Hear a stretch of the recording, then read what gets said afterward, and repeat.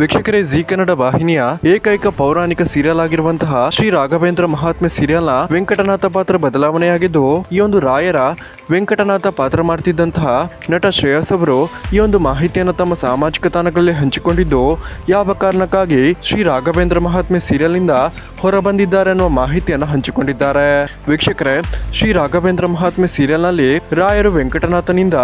ರಾಘವೇಂದ್ರ ಸ್ವಾಮಿಗಳಾಗಿ ಬದಲಾಗ್ತಿದ್ದು, ಇಷ್ಟು ದಿನಗಳ ಕಾಲ ವೆಂಕಟನಾಥನ ಪಾತ್ರ ಮಾಡಿದ್ದ ನಟ ಶ್ರೇಯಸ್ ಅವರನ್ನ ಬದಲಾವಣೆ ಮಾಡಿ ನಟ ಪರೀಕ್ಷಿತ್ ಅವರನ್ನ ಈ ಒಂದು ರಾಘವೇಂದ್ರ ಸ್ವಾಮಿಗಳ ವಯಸ್ಕನ ಪಾತ್ರಕ್ಕೆ ಆಯ್ಕೆಯನ್ನ ಮಾಡಿಕೊಳ್ಳಲಾಗಿದ್ದು, ಇಷ್ಟು ದಿನಗಳ ಕಾಲ ರಾಘವೇಂದ್ರ ಮಹಾತ್ಮೆ ಸೀರಿಯಲ್ನ ಮೂಲಕ ತನಗೆ ಪ್ರೀತಿಯನ್ನು ಕೊಟ್ಟಿರುವಂತಹ ಎಲ್ಲಾ ವೀಕ್ಷಕರಿಗೂ ಧನ್ಯವಾದಗಳನ್ನ ತಿಳಿಸ್ತಾ ನಟ ಶ್ರೇಯಸ್ ಅವರು ಈ ಒಂದು ಸೀರಿಯಲ್ ನಿಂದ ಹೊರಬಂದಿದ್ದಾರೆ ಅಂತಾನೆ ಹೇಳಬಹುದಾಗಿದೆ. ಸೊ ವೀಕ್ಷಕರು, ಯಾರೆಲ್ಲ ಇಷ್ಟು ದಿನಗಳ ಕಾಲ ವೆಂಕಟನಾಥನ ಪಾತ್ರ ಮಾಡಿದ್ದಂತಹ ನಟ ಶ್ರೇಯಸ್ ಅವರಿಗೆ ಆ ರಾಯರು ಒಳ್ಳೇದು ಮಾಡ್ಲಿ ಅಂತ ಹಾರೈಸ್ತೀರಾ, ಈ ವಿಡಿಯೋಗೊಂದು ಲೈಕ್ ಮಾಡಿ ಮತ್ತು ನಿಮ್ಮ ಒಂದು ಅನಿಸಿಕೆಯನ್ನ ಕಮೆಂಟ್ ಮಾಡಿ ತಿಳಿಸಿ.